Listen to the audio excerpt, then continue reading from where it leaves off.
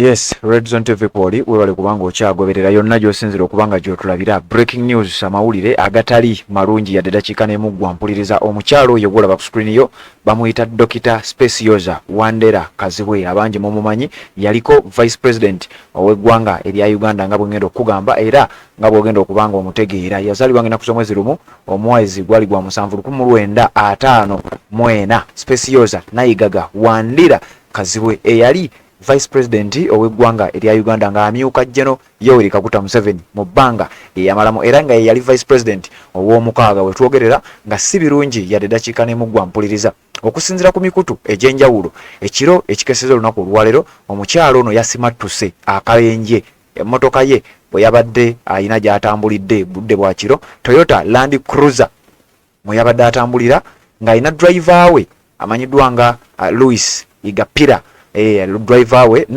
amanyiddwa nga Fred Kayongo bombi bali mu mbeera mbi nga bwinza okubanga okiwulira okusinziira ku mikutu egy'enjawulo gyavuddeyo ne gireportinga omukutu ogwa Daily Monitor bagambye former Vice President Dr. Wandera Kazibwe rushed to hospital after the car she was driving in rammed into a utility pole at Wakisi village on Njeru Kayunga Road. Yabadde atambula ng'ava Njeru adde e Kayunga. Emmotoka mwe yadde atambulira ng'evugibwa omusajja amanyiddwa nga Fred Kayongo. Emmotoka eno yavudde ku kkubo mu bitundu eby'enjeru. Yavudde ku kkubo n'aba ate yayingidde emiti. Ekitundu bakiyita Wakisi.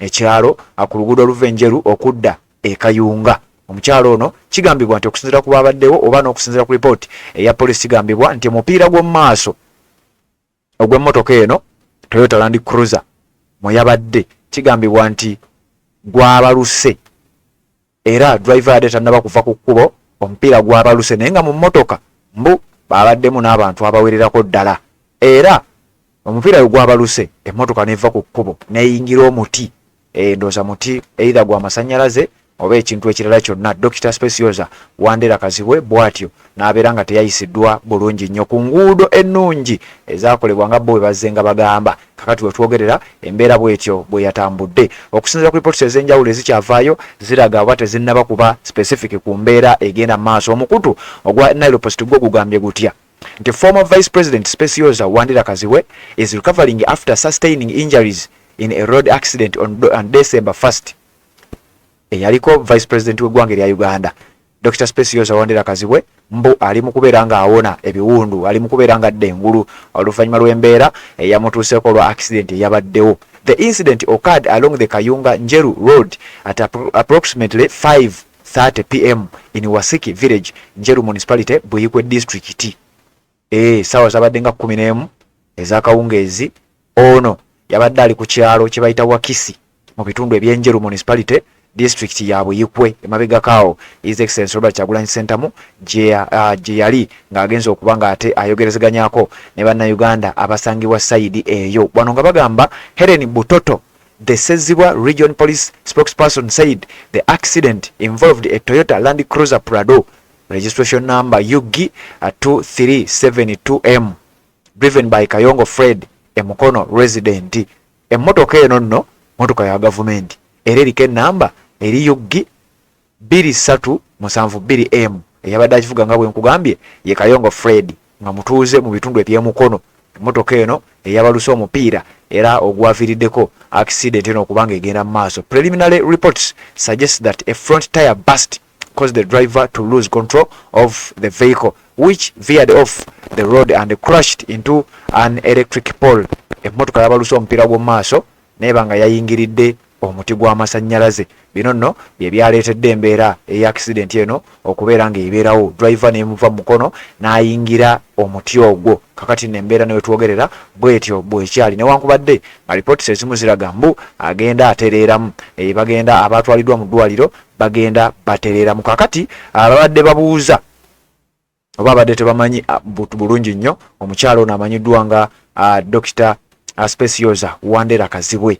Amannya g'amajjuvu ye Specioza Nayigaga Wandera Kazibwe.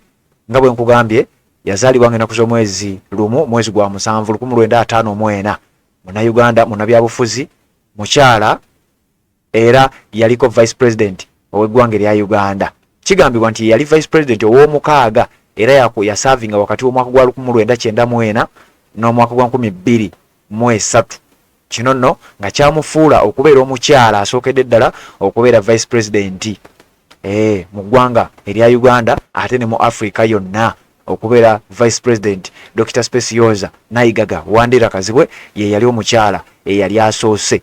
Kigambibwa nti omukyala ono mukyala musawo, ebya dokita si bye bino ebyogaa nti omuntu yasoma n'atuuka ku diguli eya doctorate, wabula musawo awedde emirimu era nga kino kye kimuyisa dokita Specioza Wandera Kazibwe oba Wandera Kazibwe, ng'ekyo kye kimuyisa dokita nti mukyala musawo bya ddala surgeon, era kigambibwa nti Naalongo era yazaala abalongo.